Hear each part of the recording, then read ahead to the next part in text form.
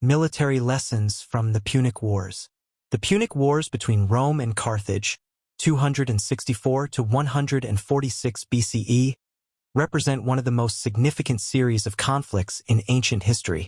These wars not only reshaped the Mediterranean world, but also offered profound military lessons that influenced the strategies and tactics of warfare for centuries. The three Punic Wars showcased innovations in naval and land warfare, strategic decision-making, and the importance of logistics and adaptability. Here are the key military lessons learned from the Punic Wars. 1. Adaptability in warfare.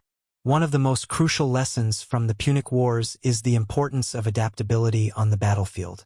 Both Rome and Carthage demonstrated the ability to learn from their defeats, adjust their tactics, and develop new strategies to outmaneuver their opponents.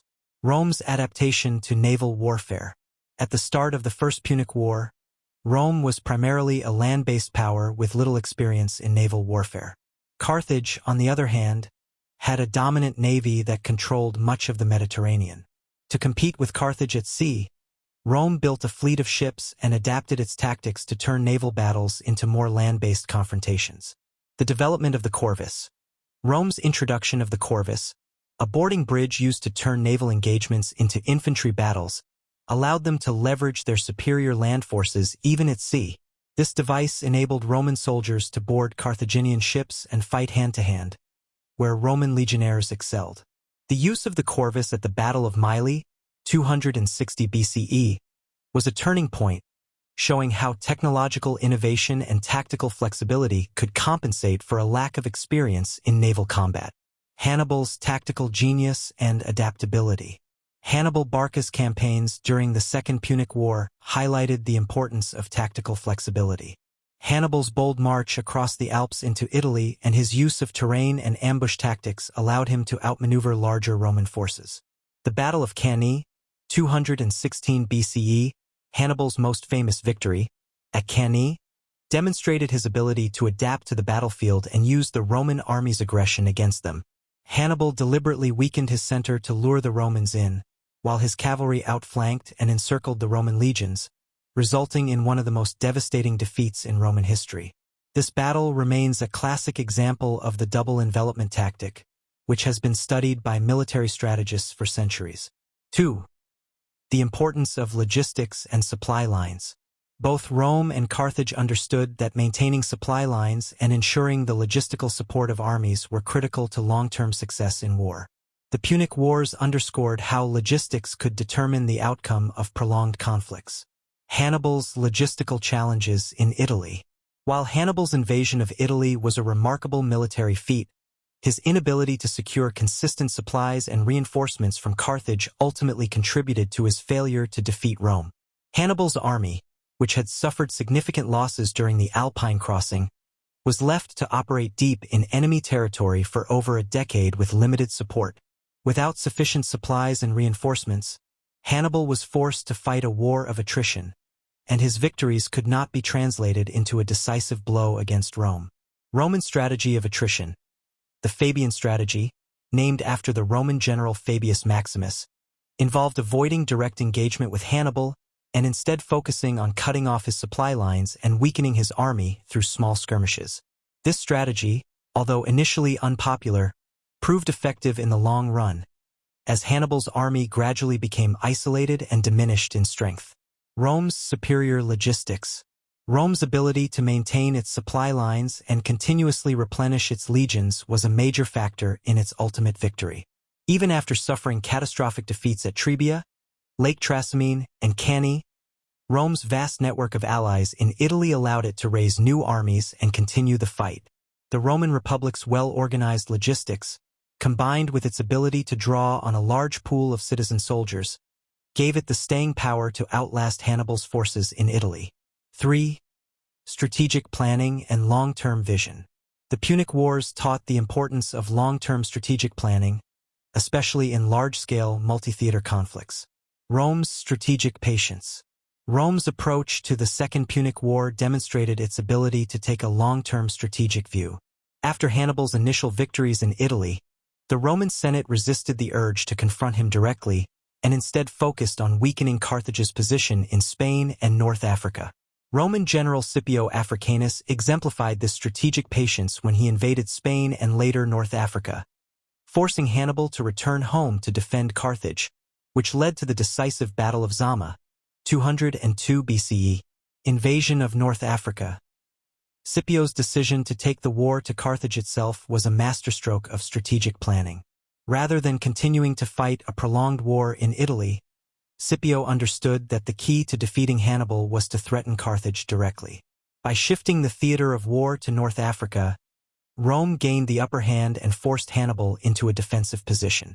Carthage's lack of strategic vision. In contrast, Carthage's leadership often lacked the long-term strategic vision that Rome displayed. Hannibal's military genius was not matched by the political leadership in Carthage, which failed to provide him with the reinforcements and resources he needed to sustain his campaign in Italy. Carthage's inability to coordinate its military efforts across different theaters of war ultimately contributed to its downfall. 4.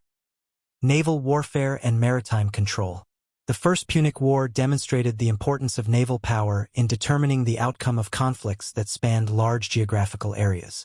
Control of the seas was crucial for transporting troops, securing supply lines, and dominating strategic locations such as Sicily. Rome's rise as a naval power. Before the First Punic War, Rome was not known for its naval capabilities. However, the war forced Rome to develop a navy that could compete with Carthage's long-established maritime dominance. By the end of the war, Rome had built a formidable navy and learned to conduct naval warfare on a large scale. The Battle of the Aegates Islands, 241 BCE, this decisive naval battle during the First Punic War marked the end of the conflict and secured Roman victory. Rome's ability to rebuild its fleet after earlier defeats and employ effective naval strategies allowed it to defeat Carthage's navy and force Carthage to sue for peace. The victory underscored the importance of maritime control in determining the outcome of wars in the Mediterranean. Carthage's naval decline. Carthage, despite its long tradition as a maritime power, was unable to maintain its naval supremacy in the face of Rome's growing capabilities. The loss of Sicily and other territories weakened Carthage's position in the Mediterranean, and by the time of the Third Punic War, Carthage was no longer a major naval power. 5. The role of alliances. The Punic Wars also highlighted the importance of alliances in sustaining military campaigns and achieving strategic objectives. Rome's use of allied forces. Rome's network of allied states on the Italian peninsula played a crucial role in its ability to recover from defeats and continue the fight against Carthage. These allies were required to provide troops and resources to Rome, significantly increasing the Republic's military capacity. Even after Hannibal's victories in Italy, most of Rome's allies remained loyal, allowing Rome to raise new armies and replenish its forces.